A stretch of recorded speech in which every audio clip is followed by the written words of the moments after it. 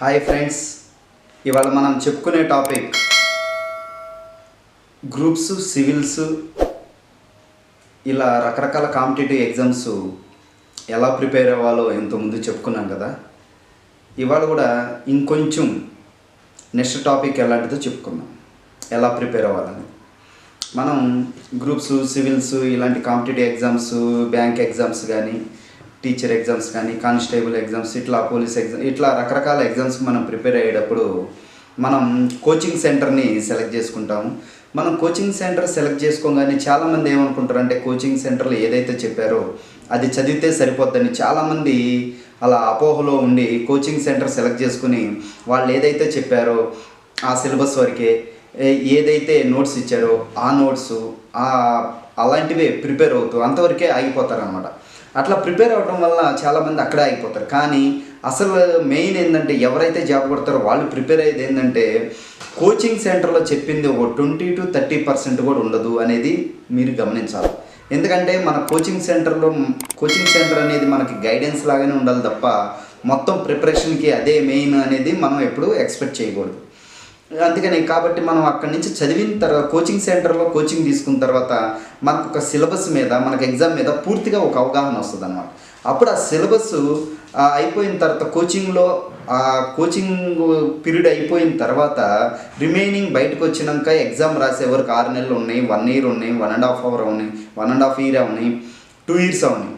ఎన్ని ఇయర్స్ అయినా సరే ఎగ్జామ్ రాసే వరకు కంటిన్యూగా మీరు సిలబస్ని డెప్త్గా ప్రిపేర్ అవుతూ ఉంటే కంపల్సరిగా ఎగ్జామ్ రాసే వరకు ఎవరైతే కంటిన్యూషన్ ప్రిపేర్ అవుతూ ఉంటారో వాళ్ళకి మాత్రం కంపల్సరిగా జాబ్ కొడతారన్నమాట. ఇక్కడ మధ్యలో చాలామంది ఈ 6 months, 1 yearకి, 1.5 yearకి వాళ్ళు డివియేట్ అయిపోయి రకరకాల జాబ్స్లో వేరే జాబ్స్కి వెళ్ళిపోవటం కానీ, వాళ్ళకి చదువుకోవడానికి వాళ్ళ స్తోమత లేకపోవడం కానీ, ఇట్లాంటి రకరకాల కారణాల వల్ల చాలామంది డివియేట్ అయిపోతూ ఉంటారు. అలా డివియేట్ అవ్వకుండా ఎవరైతే కోచింగ్ అయిపోయిన తర్వాత అసలు మెయిన్ ప్రిపరేషన్ అన్నమాట. ఎందుకంటే కోచింగ్ సెంటర్ మనకు సిలబస్ తెలుస్తుంది, కాన్సెప్ట్ తెలిసింది, దాన్ని ఎలా ఎగ్జామ్ పాయింట్ ఆఫ్ వ్యూలో ఎలా చదవాలి, ఎలా నేర్చుకోవాలి, ఎలా గ్యాదర్ చేసుకోవాలి, ఇలాంటివన్నీ మనకు తర్వాత టైం లేదు. ఎందుకంటే కోచింగ్ సెంటర్లో మార్నింగ్ నుంచి ఈవినింగ్ వరకు వాళ్ళు చెప్పే ఆ కాన్సెప్ట్లో అవి వినడానికి ఇవే సరిపోతుంది టైం. కానీ ప్రిపేర్ అయ్యి మొత్తం పర్ఫెక్ట్ అవ్వడానికి టైం సరిపోదు. కాబట్టి మనం అది తెలుసుకున్న తర్వాత రిమైనింగ్ టైం మనం కోచింగ్ అయిపోయిన పీరియడ్ని ఎగ్జామ్ రాసే వరకు ఉన్న మధ్యలో పీరియడ్ మాత్రమే మన మెయిన్ పీరియడ్. అదే మనం కాన్సన్ట్రేషన్ కానీ, ఇంట్రెస్ట్ కానీ, అవి ఏవైనా కానీ మనం ఆ టైంలో ఎక్కువ కాన్సన్ట్రేషన్ ఉండాలన్నమాట.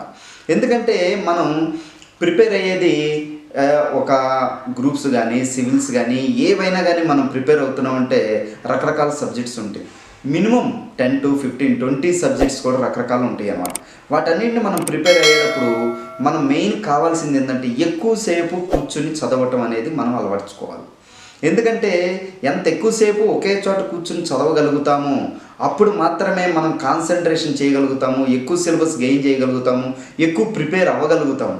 అంతే తప్ప ఒక గంట చదివి 1-2 hours చదివి బోరు కొట్టిందని పైకి లేచి అలా టీకి చాయ్కి వెళ్ళిపోవటం కానీ, లేకపోతే తలనొప్పి పడుతుంది అనుకోవటం కానీ, లేకపోతే రిలాక్స్ అవుదాం అనుకోవటం కానీ, లేకపోతే ఫ్రెండ్స్తో మాట్లాడుకుందాం అనుకోవటం కానీ, ఇట్లా రకరకాలుగా డీవియేట్ అయితే మీ సిలబస్ కూడా పర్ఫెక్ట్ అవ్వకుండా అలాగే ఉండిపోయి మీకు వచ్చిందనే కాన్సెప్ట్లోనే ఉండి ఎగ్జామ్ రాస్తారు. దానివల్ల మీకు ఎగ్జామ్లో రిజల్ట్ మీరు అనుకున్న వేలో రాదన్నమాట. కాబట్టి ఇక్కడ మీరు గుర్తుపెట్టుకోవాల్సింది ఏంటంటే, కాన్సన్ట్రేషన్గా ఒక చోట కూర్చున్నామంటే మనకు చేతికి అందే సరౌండింగ్స్లోనే రిమైనింగ్ బుక్స్ అన్నీ మన దగ్గరే ఉంటాయి. మనకి 1.5 hour చదివాం, మనకు బోరు కొట్టినప్పుడు లేకపోతే ఇంట్రెస్ట్ లేదు, లేకపోతే అర్థం కావట్లేదు, ఇట్లా రకరకాలుగా ఏదో కారణాల చేత మనకి కాన్సన్ట్రేషన్ ఉండదు. అలాంటప్పుడు ఏం చేయాలి, ఇంకో సబ్జెక్ట్లో ఇంకో బుక్ తీసుకుని అది స్టార్టింగ్ నుంచి చదవాలి. అప్పుడు ఎప్పుడైతే ఇంకో సబ్జెక్ట్కి డైవర్ట్ అవుతామో ఆ సబ్జెక్టు ఫస్ట్ నుంచి చదువుతాం కాబట్టి మళ్ళీ ఇంట్రెస్ట్ అనేది వస్తుంది అన్నమాట. అట్లా ఇంట్రెస్ట్ని ఒకదాని మీద నుంచి ఇంకో దాని మీదకి ఇంట్రెస్ట్ వచ్చే విధంగా మార్చుకోవాలి తప్ప మనం అక్కడ ప్లేస్ నుంచి లేచి పక్కకి వెళ్ళిపోయి ఇలా చాయ్ తాగుదాం, టీ తాగుదాం, తలనొప్పి పుడుతుంది, లేకపోతే రెస్ట్ తీసుకుందాం, ఫ్రెండ్స్తో మాట్లాడదాం, ఇట్లా రకరకాలు అనుకోవటం వలన సబ్జెక్ట్ అనేది మన మైండ్లో ఉండకుండా ఎప్పుడైతే మధ్యలో మనం ఏదైతే మాట్లాడామో, ఏదైతే రిలాక్స్ అయ్యామో ఆ టైంలో వచ్చే థాట్స్ అన్నీ ఎక్కువ ఇంతకుముందు చదివిన దాన్ని అంతా డిస్టర్బ్ చేస్తూ ఉంటుంది అన్నమాట. కాబట్టి ముందు మీరు తెలుసుకోవాల్సింది ఏంటంటే, మనం ప్రిపేర్ అయ్యేటప్పుడే మన చుట్టుపక్కల ముందు మనకు కావాల్సిన సిలబస్లు అన్ని సబ్జెక్ట్స్ అన్నీ మన చుట్టూనే ఉండాలి ఆ బుక్స్.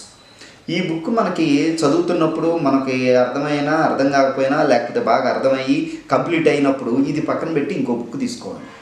అది ఇక్కడే ఉండాలి. మళ్ళీ లేచి వెళ్ళి ఇంకో ప్లేస్కి వెళ్ళి తీసుకురావటం, సర్లేని మధ్యలో మనం డైవర్ట్ అయిపోవటం ఇలాంటివి ఎప్పుడు చేయకూడదు. అందుకనే మనం ఎక్కడైతే కూర్చున్నామో అదే ప్లేస్లో మనకు కావాల్సిన బుక్స్ అన్నీ, మనం ప్రిపేర్ అవ్వాల్సిన బుక్స్ సిలబస్ మొత్తం అక్కడే మ్యాక్సిమం ఉండేటట్టు ట్రై చేసుకుంటే మీకు అదే మెయిన్ ఫస్ట్ సక్సెస్ ఏంటంటే అదే. ఎక్కువసేపు కూర్చుని ఏదైతే మనకు అర్థం కాదో, ఏదైతే మనకు బోరు కొట్టిద్దో మళ్ళీ ఇమీడియట్గా ఇంకో దాని మీదకి వెళ్ళటానికి మన దగ్గరే ఇంకో బుక్ ఉంటుంది కాబట్టి, ఇంకో సబ్జెక్ట్ ఉంటుంది కాబట్టి, ఇంకో సిలబస్ తెలుసు కాబట్టి మళ్ళీ ప్రిపేర్ అవుతుంటే దానిపైన మనకు ఆటోమేటిక్గా మనకు ఆ సిలబస్ పర్ఫెక్ట్ అవ్వటం కానీ, కాన్సన్ట్రేషన్ చేయడం, ఎక్కువ టైం దాని మీద క్వాలిటీ ఆఫ్ టైంని మనం ప్రిపేర్ అయ్యే దాని మీద పెడతాం కాబట్టి, ఫోకస్ చేయగలుగుతాం కాబట్టి కంపల్సరీగా మనం కొట్టగలుగుతాం అన్నమాట. కాబట్టి ముందు మనం తెలుసుకోవాల్సింది ఏంటంటే ఎక్కువసేపు కూర్చుని ప్రతిరోజు షెడ్యూల్ వేసుకోవటం. ఒక 10 చాప్టర్స్ ఉన్నాయి, 20 చాప్టర్స్ ఉన్నాయి, 50 చాప్టర్స్ ఉన్నాయి. అట్లా ఉన్నప్పుడు ప్రతిరోజు ఒక చాప్టర్ కంప్లీట్ చేయాలి. ఈ సబ్జెక్ట్లో ఇది, ఇంకో సబ్జెక్ట్లో ఇంకో 20 ఉన్నాయి, ఆ సబ్జెక్టు ఇంకో అట్లా ప్రతి సబ్జెక్ట్ని ప్రతిరోజు ఒక చాప్టరో అర చాప్టరో మనకి టైం షెడ్యూల్ పెట్టుకుని ప్రతిరోజు అన్ని సబ్జెక్టులు మ్యాక్సిమం కవర్ అయ్యేటట్టు చూసుకోవాలన్నమాట. ఎందుకంటే అట్లా కవర్ అవుతున్నప్పుడు ప్రతి సబ్జెక్ట్ మీద మనకి ఇంట్రెస్ట్ పెరిగి కాన్సన్ట్రేషన్ వస్తుంది. ఒకే సబ్జెక్ట్ కంటిన్యూగా 2-3 ఇయర్స్ 2-3 డేస్ కానీ 5 days 10 days అలా ప్రిపేర్ అవుతున్నాం అనుకోండి, దాని మీద మనకు ఒక్కోసారి బోర్ కొట్టి ఇంట్రెస్ట్ అనేది తగ్గిపోతూ ఉంటుంది. దానివల్ల ప్రిపేర్ అవ్వలేకపోతాం. అందుకని మనం ప్రతిరోజు మ్యాక్సిమం అన్నీ కాకపోయినా సగం వరకైనా ఈ సగం సబ్జెక్ట్స్ ఇవ్వాలా, నెక్స్ట్ రిమైనింగ్ సగం నెక్స్ట్ డే, అలా ప్లాన్ చేసుకుంటున్నప్పుడు కంపల్సరిగా మనం అన్నీ అన్నిటిపైన ఫోకస్డ్గా మనం చేయగలుగుతాం అన్నమాట. కాబట్టి మీరు గుర్తుపెట్టుకోవాల్సింది ఒక్కటే, గ్రూప్స్ కానీ, సివిల్స్ కానీ, బ్యాంక్ ఎగ్జామ్స్ కానీ, పోలీస్ ఎగ్జామ్స్ కానీ, టీచర్ ఎగ్జామ్స్ ఇట్లా రకరకాలుగా ఎగ్జామ్స్ ప్రిపేర్ అయ్యేటప్పుడు మీరు చేయాల్సింది మెయిన్ ఇదేనమాట. ఎక్కువసేపు కూర్చోవటం, రిమైనింగ్ టైం అంతా కోచింగ్ అయిపోయిన కాడి నుంచి ఎగ్జామ్ రాసే వరకు ఉన్న పీరియడ్ని మెయిన్ అది మన చేతుల్లో ఉంటుంది, మన ఇంట్రెస్ట్ మీద ఉంటుంది, మనం ఫోకస్ చేసే విధంగా అంతా మన మీదే ఉంటుంది అనేది మీరు గమనించాలి. అలా ఉన్నప్పుడు మనం ఎంతైనా అచీవ్ చేయగలుగుతాం. ఎన్ని నెలలు వెయిట్ చేసినా కానీ ఆ ఎగ్జామ్ రాసే వరకు మనం కంటిన్యూగా చదవగలిగితే వాళ్ళే ఆ జాబ్ కొట్టగలుగుతారు, వాళ్ళే దాంట్లో ర్యాంక్ వస్తుంది అన్నమాట.